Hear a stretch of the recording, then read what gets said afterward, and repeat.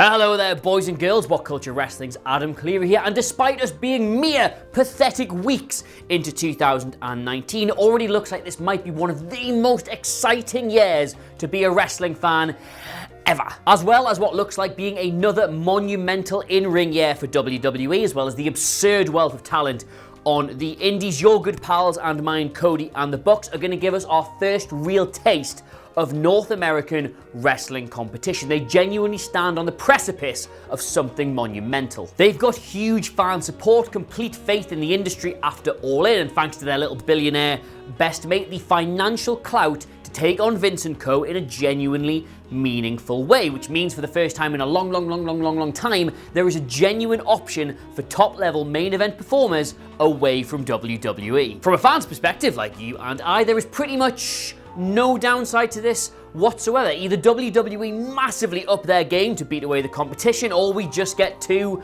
great products.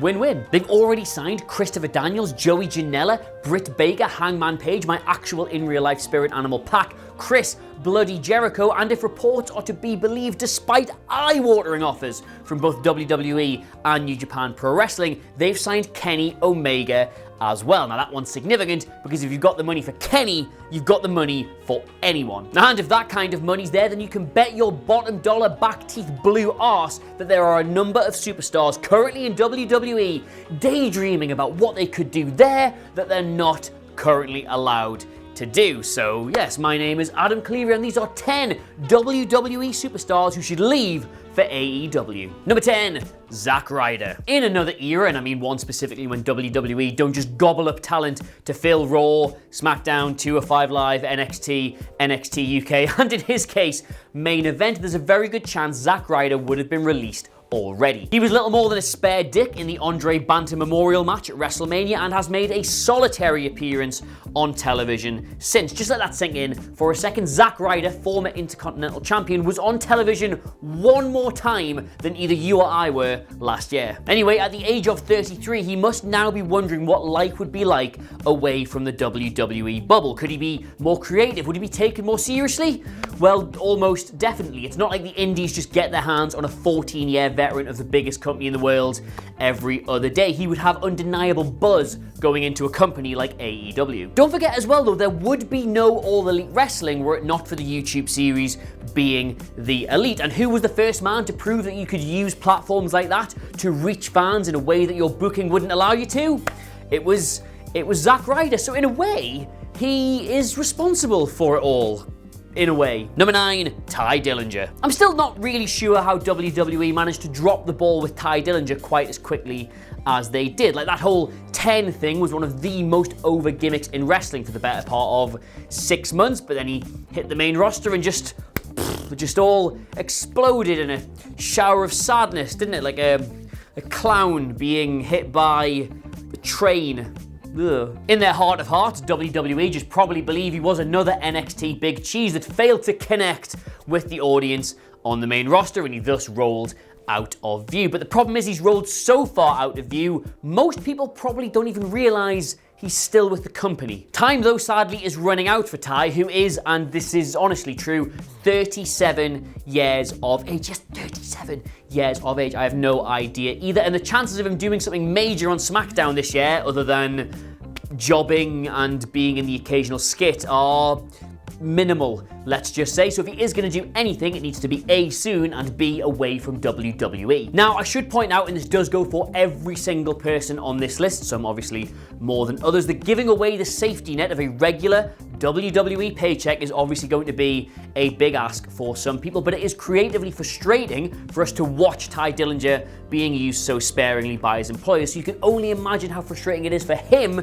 to be getting used in that way. If it's a big deal, if he is bothered by it, then going to AEW, where he could start afresh, come up with a new gimmick, would be perfect. Number 8, The Revival. Spare a penny, if you would, for the thoughts of Dash and Dawson, who were genuinely redefining and reaffirming tag team wrestling down in NXT. They are now seen as less worthy recipients of a push than the actual B team, whose gimmick is that they don't get pushed at all. Now, not to be all hashtag in the know about this kind of thing, but if reports are to be believed, they are extremely dissatisfied with how they're being used on the main roster. And I mean, can you blame them? They are a technically proficient workhorse tag team who are perfectly matched together, who don't get a look in WWE because they're so very, very small, and the best use of them instead is to put over other, bigger, more charismatic tag teams. Now imagine that in AEW, where their NWA tendencies could come back to the fore. Plus, you know, the revival gimmick on the back of their trunks the other week, itself an in-joke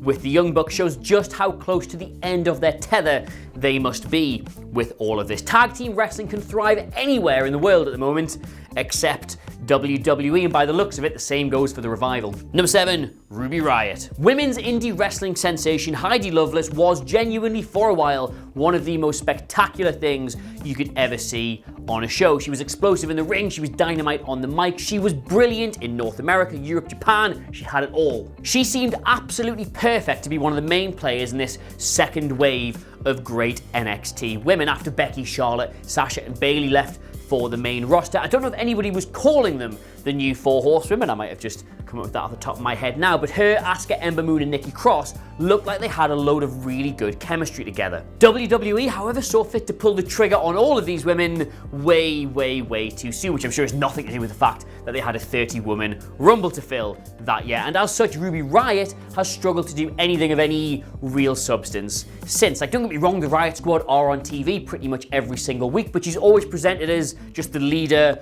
of a group of losers and nerds. With a burgeoning women's scene developing in AEW that the company will be desperate to put some big names at the forefront of, she would be absolutely perfect for making that switch. IMHO. Number 6, Gran Metalik. I've already said this in one or two other videos, but I think people are starting to forget what a genuinely amazing wrestler Gran Metalik actually is. The dude did some incredible work on the indies, particularly in CMLL. Like, you have never heard heat like that in your life. The man was one of the most powerful magnets for it in all of wrestling, and now Vince has him running around with a rattle thing your granddad used to take to the World Cup matches.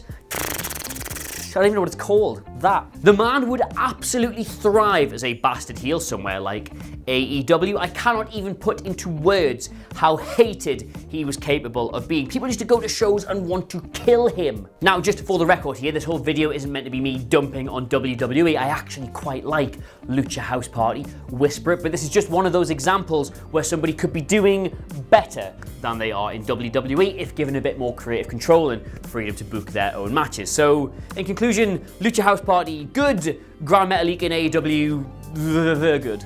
Number 5, the Usos. Yeah, laboured long and hard over this entry, but hear me out.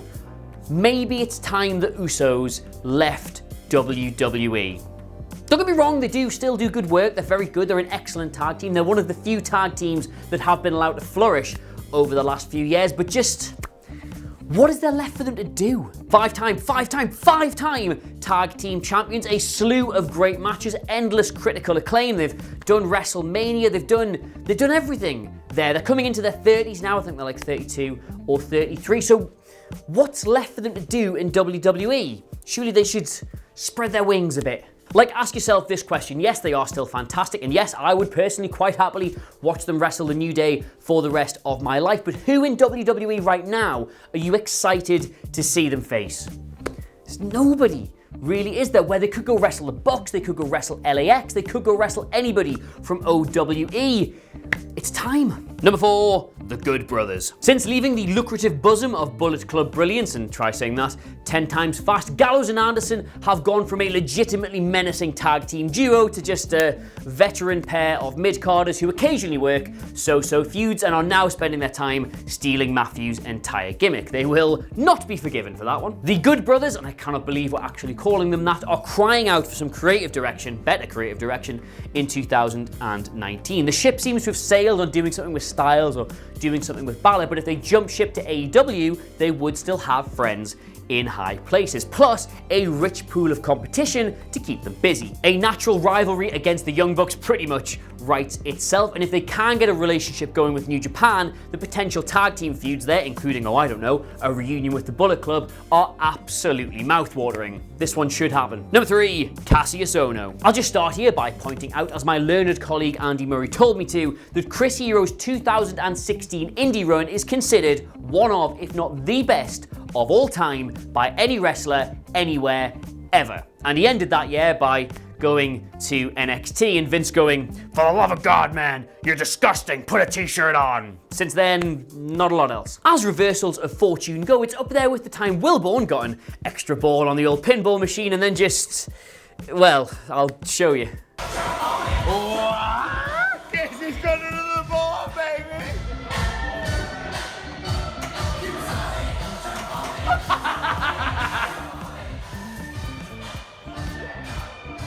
Yeah, that's basically been Kassius Ohno's last 3 years, surmised in the despair of one Ginger Man, and for all those reasons, he should go to AEW now. Number 2, Bayley and Sasha. Alright, so cards on the table. Brandy Rhodes announcing that women would be paid equal to men in AEW was massive, massive, massive news and could be a genuine game changer for the industry. Now, this did seem to confuse a number of people watching, like, oh my god, you're gonna pay Britt Baker the same as you're gonna pay Kenny Omega. No, not like that. That would be stupid. Obviously, you can't pay a main eventer the same as somebody at the bottom of the card, but it does mean that wherever you are on the card in AEW, you will be paid relative to that, regardless of whether you're a man or a woman. In short, just in case you don't quite still understand this yet, if you are working the pre-show in AEW, you can expect to make the same kind of pre-show money as anybody else. You work the mid-card, you're gonna make the same mid-card money. You work the main event of AEW, you can expect to be paid the same as any other main eventer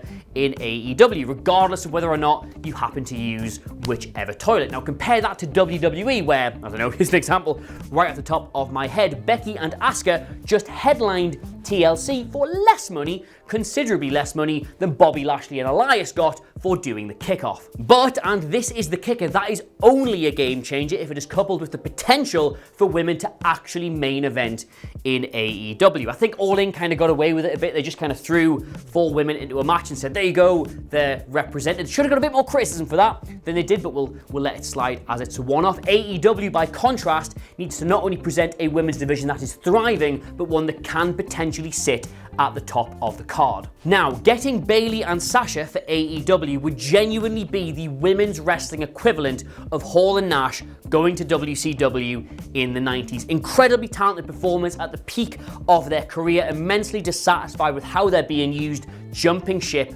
to the competition. Not only would the pair of them absolutely thrive there, but it would show the world that AEW is absolutely dedicated and serious to its women's wrestling division. Imagine it. Number 1, Finn Balor. Now, if reports are to be believed, Finn Balor is about to be on the receiving end of a mega, it's me straining, mega push. But if those turn out not to be true, then we need to start thinking that, you know, maybe his time on the main roster was something of a bit of a letdown. He was the first Universal Champion, yes, I still remember that fondly, but then injury, Bray Wyatt, Kane, 50-50 with Corbin.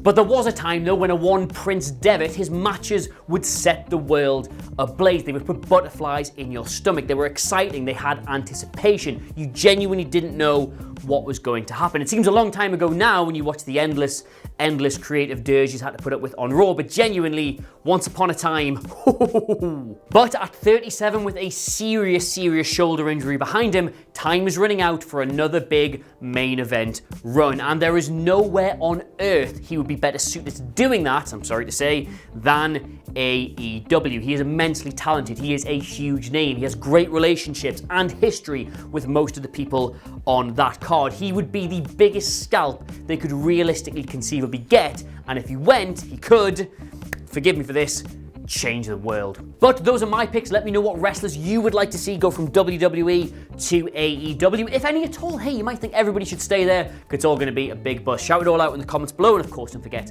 to like, share, and subscribe. In the meantime, though, thank you very much for watching. Have, of course, been Adam Cleary, and I will see you soon. Mwah, mwah, mwah.